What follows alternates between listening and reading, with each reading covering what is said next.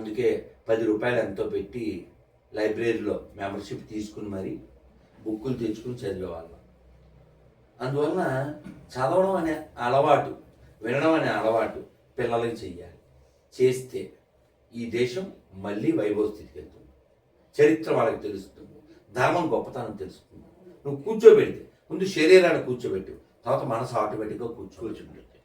సాగంటి గారు ఎంత కంఠశోష అండి, గరికపాటి వారు, సామవేదం వారు కాదు, వారిని కూడా విమర్శించేటటువంటి మహానుభావులు తయారయ్యారు కదా. విమర్శ కాదు, క్షమాపణలే.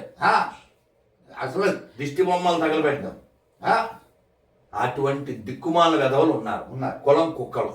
ఓ జోక్ చెప్పి నేను ఇందులోకి వస్తాను. ఎప్పుడో నేను నడిచి వెళ్తున్నా ఉదయం పూట విజయవాడలో, నా బాగా గుర్తు, కృష్ణలంక వైపు అడు చిన్న బ్రిడ్జి దాడుతున్నా. ఫోన్ వచ్చింది. చెప్పున్నాను గురువుగారు, చెప్పినాను శ్రీకృష్ణ కాపీ అని అడిగాడు. నేను నవ్వి, ఆయన కాపు కాదు తోపు. నిజంగా తోపే ఆయన వెంకటేశ్వరం తింటే కానీ తినేవాడు కాదు. చంద్రగిరి కోటలో ఉన్నప్పుడు తిరుమలలో ఘంటానాదం వినపడాలి, నైవేద్యం గంట. ఆ గంట వినపడితేనే ఈయన తినేవాడు. మరి అంత పైన గంట చంద్రగిరికి ఎలా వినపడుతుంది? వినపడదు. కాబట్టి కొండ మీద నుంచి చంద్రగిరి వరకు గంటా మండపాలు కట్టించారు. ఆ గంటా మండపాలు ఇప్పుడు పాడైపోయినాయి, గంటలు లేవు. కానీ ఇంకా అక్కడక్కడ గంటా మండపాలని నేను ఒకటి చూశాను కూడా. అంటే స్వామివారు తింటే కానీ తినను, నైవేద్యం గంట అయితే కానీ అనేటువంటి పరమభక్తుడి నుంచి ఆయన భక్తిని పొందాలి, ఆయన ఎలా ఉండాలని ఆలోచించాలి. కానీ ఇదెందుకు గడిదలిగేయడానికి? కృష్ణదేవరాయలు గారికి ఉన్న భక్తి నాకుందా? కృష్ణదేవరాయలు గారికి ఉన్న తెలుగు పట్ల అభిమానం నాకుందా? తెలుగదేలయన్న దేశంబు తెలుగేను, దేశ భాషలందు తెలుగు లెస్స. ఆ భక్తి నాకుందా? ఆయన కళలోకి ఆంధ్ర మహావిష్ణువు వచ్చి నువ్వు ఆముక్తమాల్యద రాయమంటే ఆయన కృష్ణా తీరానికి వచ్చి శ్రీకాకుళం గ్రామంలో అది రచించాడు. అది ఎంత గొప్పదో, ఎంత గొప్ప కావ్యమో నువ్వు ఎప్పుడైనా చదివేవా? ఇప్పటికీ దాన్ని కదలిపాకం అంటారు. నేననేది కృష్ణదేవరాయలు మావాడు అనుకునేవాడు ఆయనకున్న భాష ఏమన్నా పట్టుకున్నాడా? భాషాభిమానం ఏమన్నా కలిగి ఉన్నాడా? ఆయన యొక్క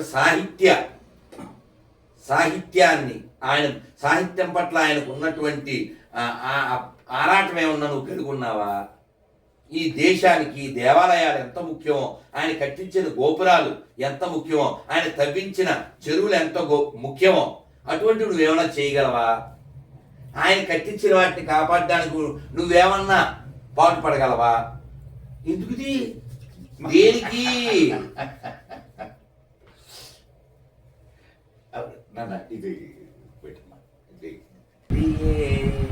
శ్రీహరి సాకార చింతనము. ఇది మళ్ళీ మీరు ప్రాక్టీస్ చేయండి. అంటే విగ్రహారాధన ఎంత ముఖ్యము. ఓహో నిలిచినది ఒకటి ఇదియే శ్రీహరి సాకార చింతనం.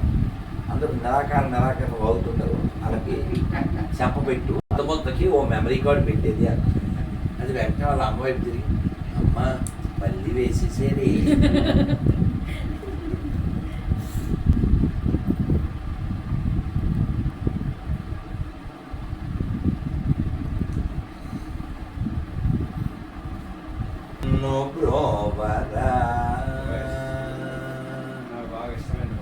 Thank you.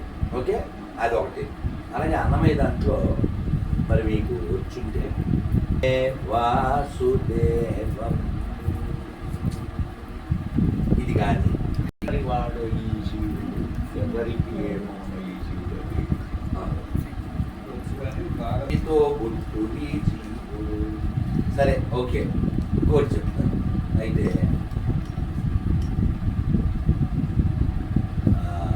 ఇది హనుమంతుడి మీద అన్నమయ్య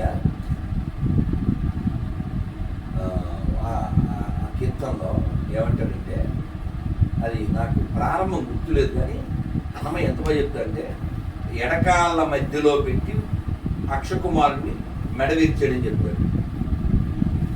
ప్రారంభం చెప్తే మీరు పట్టుకోగలరేమో.